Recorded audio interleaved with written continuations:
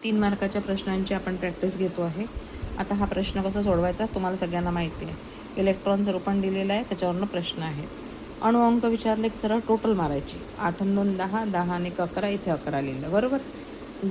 गण म्हणजे गणपती शेवटच्या दिवशी उठतो. इथे शेवट काय आहे? 1. 1 असेल तर काही बदल करायची गरज नाही, सरळ लिहा गण 1. 2 असेल तर 2ही लिहिता येते, सर इथे 2 असेल तर 2 लिहू आपण. 1 असेल तर 1, पण 3 असेल तर 13, 4 असेल तर 14, पहिलेच सांगितलं मी. आणि आवर्त म्हणजे आडव्या ओळी, मोजा आडव्या ओळी 1 2 3. तर आवर्त कोणते? तिसरे लिहायचं असेल तर आवर्त तिसरे लिहा, आवर्त तिसरे किंवा तिसरे आवर्त, असं 3 मार्काचे 3 प्रश्न झाले.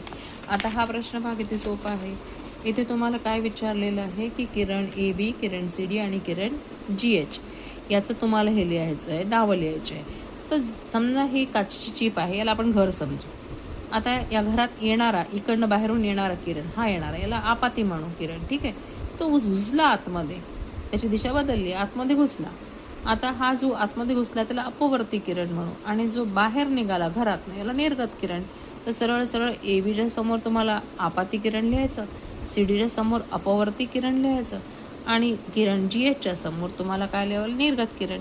किरण शब्द तिथेच दिसतात, फक्त तुम्हाला आपाती, अपवर्ती आणि निर्गत हे 3 शब्द चांगले लक्षात ठेवावं लागतात. आता हे पहा, आता हा प्रश्न 3 मार्काचा. आता हा दुसऱ्या 5 मार्काचा प्रश्न पहा किती सोपा आहे. आता यांनी दिलं आहे की वरील अभिक्रियेतील अभिक्रियाकारकाची नावं लिहा. अभिक्रियाकारक म्हणजे जे अभिक्रियेत भाग घेतात. जसं आपण भाजी करताना जे काही आपण त्यात मालमसाला टाकू तो अभिक्रियाकारक. याच्यात काय घेतलं आहे पहा, त्याच्यात अभिक्रियाकारक काय? ॲसिटिक आम्ल आणि सोडियम कार्बोनेट. बस ही 2 नावं लिहा अभिक्रियाकारकामध्ये. 1 मार्क. मोठ्या परीक्षा नळीत फसफसून येणारा वायू कोणता? आता एक लक्षात ठेवा की जिथे कार्बोनेट नाव येईल किंवा बायकार्बोनेट नाव येईल किंवा सूत्र आलं तर CO3 किंवा HCO3 असेल, CO3 किंवा HCO3 किंवा नावात कार्बोनेट असेल, 100% येणारा वायू कार्बन डायऑक्साईड आहे. Carbon dioxide.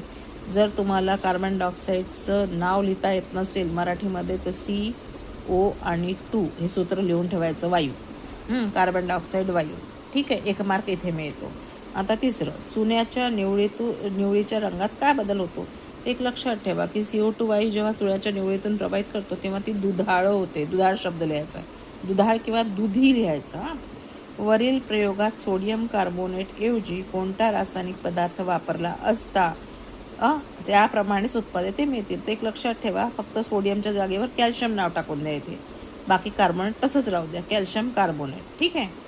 आणि ॲसिटिक आम्लाचा कोणताही एक उपयोग लिहा. तर ॲसिटिक आम्ल म्हणजे जे मी तुम्हाला व्हिनेगर प्यायला दिलं होतं